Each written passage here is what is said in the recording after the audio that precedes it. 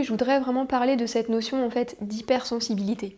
Nous le voyons comme quelque chose d'hyper. On le voit comme quelque chose, on va le classer aujourd'hui dans la société actuelle, dans notre fonctionnement actuel, dans notre système actuel.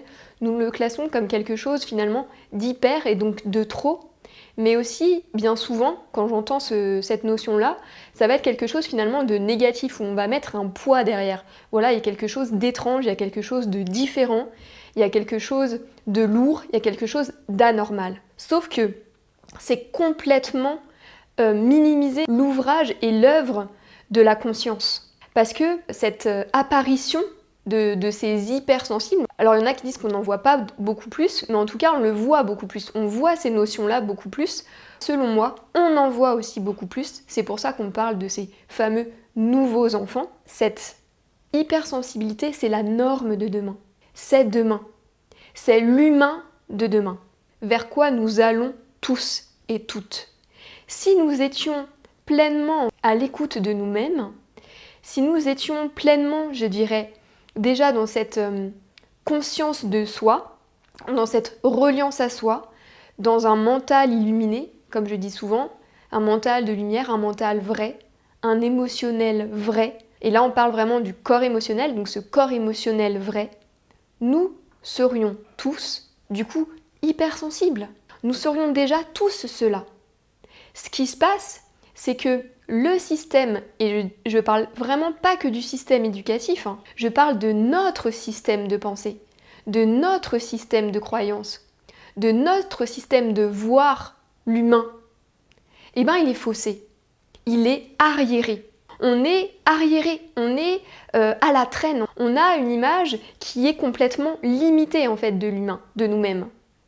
Donc on voit ces enfants, puisque c'est les enfants qui nous amènent à prendre conscience de ça, puisque eux le vivent, ils sont déjà ça, ils sont déjà le nouvel humain, ils sont déjà ce changement. Donc forcément ils nous amènent ces prises de conscience intérieures, et d'ailleurs ça vient nous faire prendre conscience que, en fait nous aussi on est comme ça.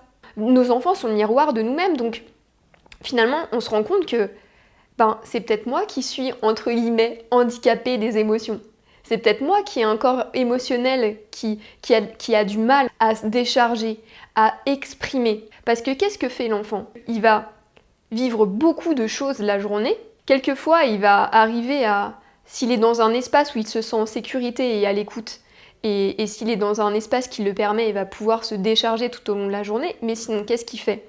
Il va attendre en fait d'être dans un espace où il se sent sécure, où il se sent bien, pour décharger ce trop-plein. Et nous, on va voir ça comme quelque chose, comme un problème.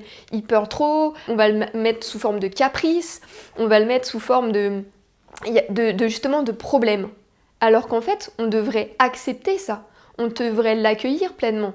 Parce que ça veut dire que l'enfant, lui, il est en train de vider ce trop-plein qu'il a accumulé en fait tout au long de la journée.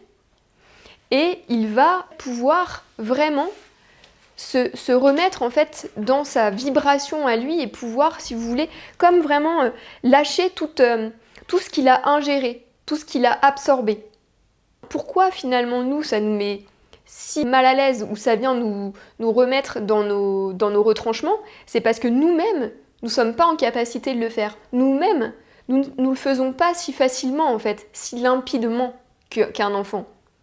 Et donc oui, c'est extrême parce que ce qu'il vit à l'intérieur est extrême, mais finalement si on lui laisse la possibilité de s'exprimer pleinement, d'un extrême, pouf, ça passe à autre chose. D'accord? L'extrême il dure 20 ou 30 secondes, grand maximum, si on lui laisse cette possibilité de s'exprimer. Et ce qui se passe bien souvent, c'est qu'on ne lui laisse pas la possibilité de s'exprimer parce que nous-mêmes, on ne le fait pas avec nous-mêmes. Nous-mêmes, nous ne l'avons pas appris. Et donc, nous croyons que c'est un problème. Nous en faisons un problème. Et c'est ça que je voulais vraiment aborder avec vous sur cette notion-là, c'est que l'hypersensibilité n'est pas un problème. Et c'est pas non plus quelque chose où, encore une fois, on est exceptionnel. Vous voyez? Donc ça, on va y revenir dans l'ego spirituel. Mais c'est pas non plus quelque chose sur lequel nous devons nous identifier.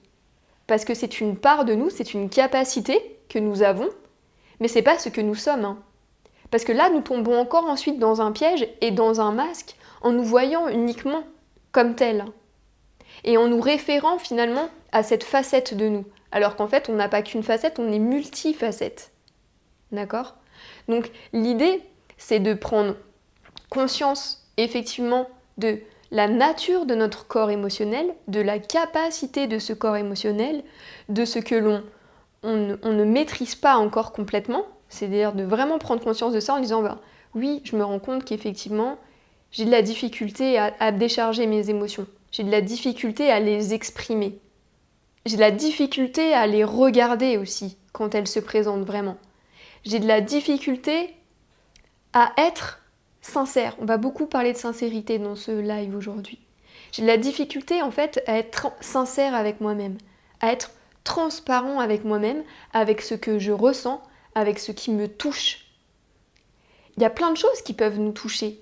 On ne doit pas en faire un problème. Donc, cette hypersensibilité, voyez comment elle résonne aussi en vous.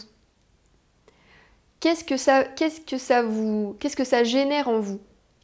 Quelle partie de vous est interpellée par ça ? Ou est prise au piège aussi avec ça, ou est bloquée par ça ? Est-ce que vous en faites un problème ? Est-ce que vous en faites un problème ou vous en avez fait un problème pour vous-même ? Est-ce que vous en faites un problème pour vos enfants ? Est-ce que vous en faites aussi un problème pour les autres ? C'est-à-dire, ça veut dire, bah, eux, ils ne le sont pas en fait hypersensibles. Donc ça devient un problème en fait. Prenez bien conscience de ça.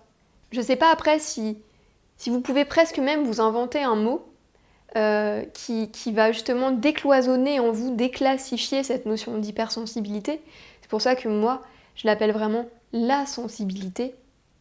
Et j'aime pas mettre le mot hyper, je le mets là pour vous, je le mets quand on parle en fait ensemble, collectivement.